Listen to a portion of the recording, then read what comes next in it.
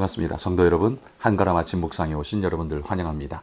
오늘은 신명기 29장 1절에서 13절 말씀 함께 살펴보겠습니다. 호렙에서 이스라엘 자손과 세우신 언약 외에 여호와께서 모세에게 명령하여 모압 땅에서 그들과 세우신 언약의 말씀은 이러하니라.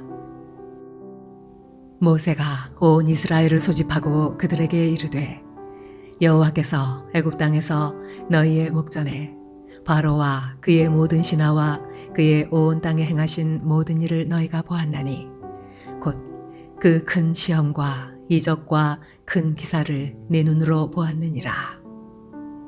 그러나 깨닫는 마음과 보는 눈과 듣는 귀는 오늘까지 여호와께서 너희에게 주지 아니하셨느니라. 주께서 40년 동안 너희를 광야에서 인도하셨거니와 너희 몸의 옷이 낡아지지 아니하였고 너희 발의 신이 헤어지지 아니하였으며 너희에게 떡도 먹지 못하며 포도주나 독주를 마시지 못하게 하셨음은 주는 너희의 하나님 여호와이신 줄을 알게 하려 하심이니라. 너희가 이곳에 올 때에 헤스본 왕 시혼과 바산 왕 옥이 우리와 싸우러 나왔으므로 우리가 그들을 치고 그 땅을 차지하여 르우벤과 갓과 므낫세 반지파에게 기업으로 주었나니 그런즉 너희는 이 언약의 말씀을 지켜 행하라. 그리하면 너희가 하는 모든 일이 형통하리라. 오늘 너희 곧 너희의 수령과 너희의 지파와 너희의 장로들과 너희의 지도자와 이스라엘 모든 남자와 너희의 유아들과 너희의 아내와 및 네 진중에 있는 객과 너를 위하여 나무를 패는 자로부터 물 깃는 자까지 다 너희의 하나님 여호와 앞에 서 있는 것은 네 하나님 여호와의 언약에 참여하며 또 네 하나님 여호와께서 오늘 내게 하시는 맹세에 참여하여 여호와께서 내게 말씀하신 대로 또 네 조상 아브라함과 이삭과 야곱에게 맹세하신 대로 오늘 너를 세워 자기 백성을 삼으시고 그는 친히 내 하나님이 되시려 함이니라. 자, 오늘 말씀은 하나님께서 시내산에서 이스라엘 백성과 맺은 그 언약의 약속이 있죠. 그 이후에 광야의 40년을 돌아서 가나안 땅으로 들어가기 직전 모압 땅에서 모세를 통해서 다시 한번 이스라엘 백성에게 이 말씀을 재강론하며 언약의 갱신을 다시 행하는 말씀이 오늘 본문의 이야기입니다. 그러기에 오늘 본문의 말씀에 보면 하나님의 언약을 맺는데 이것은 과거와 다른 새로운 언약을 맺는 것이 아니라 과거의 언약의 새로운 갱신, 그러니까 그 같은 언약을 다시 한번 그 세대들에게 가르치고 깨우치며 언약을 맺게끔 하는 그런 말씀이라 우리는 이렇게 받을 수 있습니다. 사실 이스라엘 백성에게는요, 하나님이 주신 약속의 말씀이 원천적으로 믿음의 조상이라고 부르는 아브라함에게서부터 주어졌습니다. 그리고 400년 동안 종살이 하다가 돌아올 것까지도 하나님께서 아브라함에게 다 말씀해 주셨습니다. 그게 창세기 17장에 나오는 이야기이죠. 그러니까 이 모세의 언약은 사실 아브라함의 언약의 기초에 있다라고 말할 수 있는 겁니다. 아브라함의 언약이 구체화되고 확장된 것이 시내산의 이스라엘 백성과 맺은 언약이며 그 시내산에 맺은 언약의 말씀이 이제 모압 땅 광야의 이 모압 땅에서 다시 한번 그 세대들에게 그 백성들에게 재강론되어지면서 재갱신하는 이런 모습을 볼 수가 있는 겁니다. 그러니까 이건 바뀐 것이 아니라 언약이 바뀐 것이 아니라 언약의 대상자가 바뀌었기 때문에 하나님께서 다시 한번 그들에게 재갱신을 하고 있는 모습을 본다라는 거죠. 하나님의 언약의 말씀은 처음부터 지금까지 변함이 없었습니다. 뭐가 바뀌었어요? 그 대신 그 이스라엘 백성의 세대들이 죽고 태어나고 죽고 태어남을 반복하면서 그 언약의 말씀을 듣지 못하고 제대로 알지 못하는 자들이 세대가 바뀌면서 그들에게 하나님께서 다시 한번 그 언약으로 자기 입으로 맹세하게 하는 언약의 갱신이 그들에게 필요했다라는 것이죠. 왜 이런 일이 필요하겠습니까? 이스라엘 백성은 물론 공동체적 신앙을 유지해 왔습니다. 그러나 하나님은 개개인의 입술로 고백하는 신앙이 되지 않으면 이 신앙은 온전할 수도 없고 영원할 수 없다는 사실을 하나님은 너무나 잘 아시기 때문에 모든 사람이 개개인들이 하나님과 맺는 언약의 말씀이 되도록 그렇게 말씀하고 있다. 우린 이렇게 볼 수 있는 것이죠. 그러므로 여러분, 우리가 오늘 이 모압 땅에서의 언약의 말씀을 보면서 우리가 하나 깨달아야 할 말씀이 있습니다. 우리 부모님이, 우리 할아버님이, 우리 조상들이 예수 그리스도를 잘 믿었다고 해서 자동적으로 그 후손들이 잘 믿고 믿음의 계승이 자연적으로 이루어지는 것은 아니다라는 사실을 우리는 분명히 인식해야 합니다. 우리 주변에도 보지 않습니까? 믿음의 가정인데 그 자녀들은 교회 다니지 않고 교회를 떠나버린, 주일학교 때는 잘 다녔는데 왜 그런지 모르겠습니다 하는 이들을 수도 없이 많이 보게 됩니다. 왜냐하면 그것은 어릴 때는 부모의 손에 이끌려서, 그리고 친구들 때문에 올 수 있습니다. 얼마든지 올 수 있습니다. 왜냐하면 아이들 때는 부모님에게 철저하게 매여 있는 삶을 살기 때문에 그렇습니다.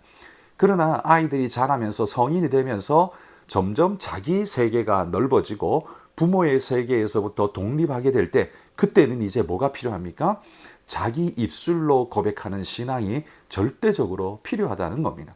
그러니까 바로 그런 분기점에서 그들로 하여금 하나님을 내 하나님으로 고백하고 믿게 하는 언약의 갱신이 그들 안에 이루어지지 않으면 그들은 사회 속에 나아가 좋은 것, 화려한 것, 부한 것에 눈을 팔고 하나님을 떠나게 되는 일들이 우리 안에 즐비하다는 거죠. 어떻게 보면 우리 부모 세대가 너무 안일하게 생각하기 때문에 벌어지는 일이라는 겁니다. 우리 집안은 다 예수 믿으니까 그 아이도 당연히 교회 다니고 있고 앞으로도 잘 믿을 거야 라고 생각하는 건 어찌 보면 착각에 가까울 수 있다라는 사실입니다. 그래서 오늘 말씀을 우리는 주목해야 합니다. 오늘 말씀은 하나님께서 이스라엘 백성 각자가 하나님 앞에 믿음의 고백을 하게 하시는 그런 하나님의 명령이라는 겁니다. 오늘 그러므로 우리는요, 옛 언약이 어떻게 새 세대에 적용되어 가는가를 우리에게 아주 주목하게 하고 계시다는 사실을 우리는 주목해야 합니다.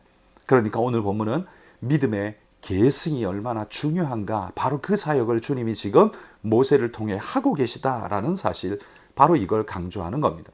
그렇다면 오늘 이 본문은 우리에게 이렇게 질문합니다. 당신은 믿음의 계승을 어떻게 이루어가고 있습니까? 부모로부터 당신이 자연스럽게 이어받았다고 해서 당신의 신앙이 당신 자녀에게도 자연스럽게 이루어진다라고 볼 수는 없습니다. 그러므로 우리는 우리의 자녀들에게 이 믿음의 계승이 잘 이루어질 수 있도록 어떻게 해야 할 것인가에 대한 고민을 우리는 해야 합니다. 그래서 절기가 그래서 필요한 거죠. 왜요? 절기 때에 이 음식을 먹고 이런 예식 세리머니를 할 때 왜 이런 걸 합니까? 라고 물을 때 그때 그 기회를 통해서 하나님 말씀을 전해주고 우리의 정체성이 거기 있다는 사실을 알려줌으로써 우리의 자녀들이 내가 하나님의 백성, 말씀의 사람이구나라는 걸 깨달아갈 수 있도록 돕는 것, 그게 바로 우리의 역할이죠. 하나님이 절기를 주신 것도 우리를 귀찮게 하시려는 게 아니라 그 믿음의 아름다운 계승이 이루어지도록 하기 위한 방편이다라는 겁니다. 하나님이요, 이 믿음의 계승, 그리고 이 믿음이 공동체가 아니라 개개인 하나하나에게 다 접목되어야 한다는 걸 어떻게 강조하고 있는지를 11절이 우리에게 보여주고 있습니다. 10절과 11절에 제가 한번 읽어보면, 오늘 너희 곧 너희의 수령과 너희의 지파와 너희의 장로들과 너희의 지도자와 이스라엘 모든 남자와 너희의 유아들과 너희의 아내와 및 내 진중에 있는 객과 너를 위하여 나무를 패는 자로부터 물 깃는 자까지 다 너희의 하나님 여호와 앞에 서 있는 것은 이라고 말합니다. 이게 뭡니까? 최고 꼭지점에 있는 수령으로부터 저 말단에 종노릇하고 있는 종까지, 개까지, 나그네까지도 이스라엘 영내에 있는 모든 자들은 다 어떻게 해요? 하나님 앞에 있다는 자각심을 깨닫게 하고 이 언약이 그들 개개인에게 유효하게 해야 한다는 말씀을 지금 하고 있는 거죠.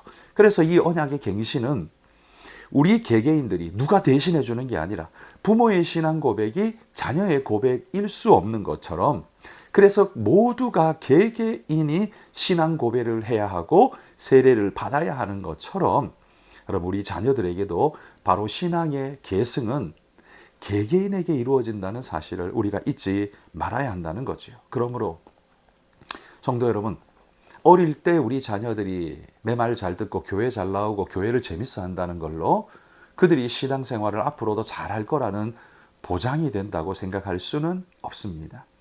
단지 지금 그 순간이 내가 이 아이에게 말씀의 교육을 진짜 할 수 있는 좋은 기회를 내가 가지고 있다라고 생각하고 그때의 말씀의 교육을 해야 합니다. 가르치는 것만이 아니라요, 모범을 보이면서 내가 진짜 신앙인임을 자녀에게 보여줌으로써 그 자녀가 이 신앙을 어떻게 해야 되는지를 삶 속에서 체득하여 알 수 있도록 그렇게 가르쳐야 한다라는 말인 것이죠. 여러분, 우리의 믿음이 계승이 아름답게 이루어지기를 소원합니다. 그런데 오늘 말씀에 보면 2절부터 9절 말씀에 보면 이 믿음의 계승이 얼마나 우리 삶의 현실적 유효성을 가져오는지를 일러줍니다. 하나님의 언약은 우리에게 어떤 유효성이 있는가를 보여준다는 거죠. 모세가 이렇게 말합니다.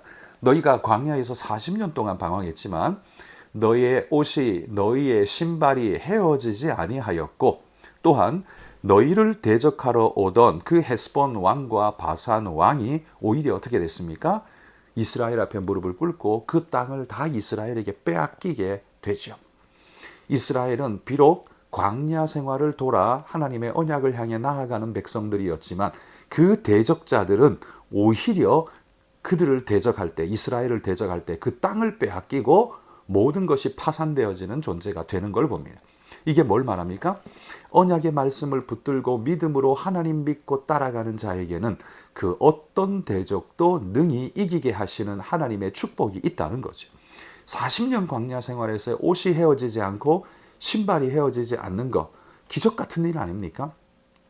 몇 년 신으면 지금이야 몇 년을 신발을 신는다고 할 수 있지만 고대에는 풀 같은 걸로 신발을 만들지 않습니까? 아니면 동물의 가죽을 벗겨서 그걸 대충 싸매어서 신고 다니든지 하지 않습니까? 여러분, 그것이 얼마나 오래 가겠습니까? 오래 갈 수가 없는 거죠. 그런데 40년 동안 헤어지지 아니하였다라는 말은 하나님이 너희를 철저하게 지키고 보호하신다는 증거가 너희 안에 있지 아니하냐, 이걸 봐라 라고 지금 말씀한다라는 거죠. 여러분은 여러분의 가정사의 삶 속에서 여러분의 자녀들에게 이렇게 증명할 만한, 보여줄 만한 믿음의 아름다운 증거가 있으십니까? 하나님은 이런 증거를 우리에게 주십니다. 내가 반드시 올바른 믿음으로 행하면 하나님이 우리 삶에 기도의 응답, 은혜의 역사가 아름답게 이루어지는 걸 보게 하신다는 거죠. 그러므로 여러분, 이스라엘의 대적은 오히려 뭐가 됐어요? 이스라엘의 밥이 됐습니다. 저들은 우리의 밥이라 라고 외치던 그 고백처럼 하나님의 언약을 붙잡고 가는 그 사람들에게 모든 대적들은 밥이 될 수밖에 없다. 여러분, 이게 우리의 믿음 아닙니까? 이 믿음을 가지고 오늘도 무너지지 말고 견고한 말씀을 붙들고 하나님의 언약의 말씀을 지켜가는 것이 우리 삶의 복이라, 그렇게 믿으면서 믿음으로 여러분 한 걸음씩 나아가시기를 바라고요. 특별히 여러분의 다음 세대로 계승이 이루어지는 은혜의 신앙 되기를 소망합니다. 여러분, 오늘 기도하실 때 니제리의 손영희 선교사님 위해서 기도해 주시기 바랍니다. 우리 재봉학교와 성경공부반 아름답게 잘 진행될 수 있도록 기도해 주십시오. 함께 기도하겠습니다.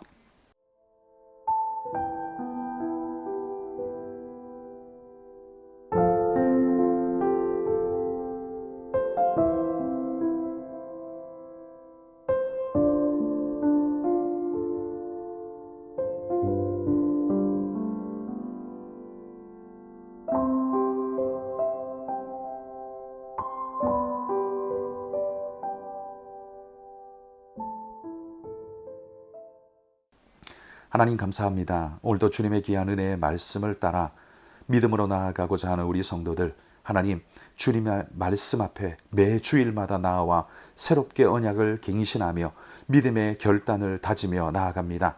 하나님, 특별히 그 믿음이 우리 자녀들에게도 아름답게 계승될 수 있도록 붙잡아 주시고 모든 이들에게 하늘에 귀한 은혜와 은총이 기름 부어지는 믿음의 귀한 일꾼 되게 하여 주옵소서. 오늘도 하나님께서 붙잡으시는 믿음의 모든 종들에게 성령의 은혜와 위로로서 하나님이 우리의 능력이시고 힘이시라는 사실을 삶 속에 분명한 증거를 가지고 살아갈 수 있도록 하나님 지켜 인도해 주옵소서. 니제르 땅도 긍휼과 자비로 하나님 은혜 베풀어 주시기를 소망하며 예수님 이름으로 기도합니다. 아멘.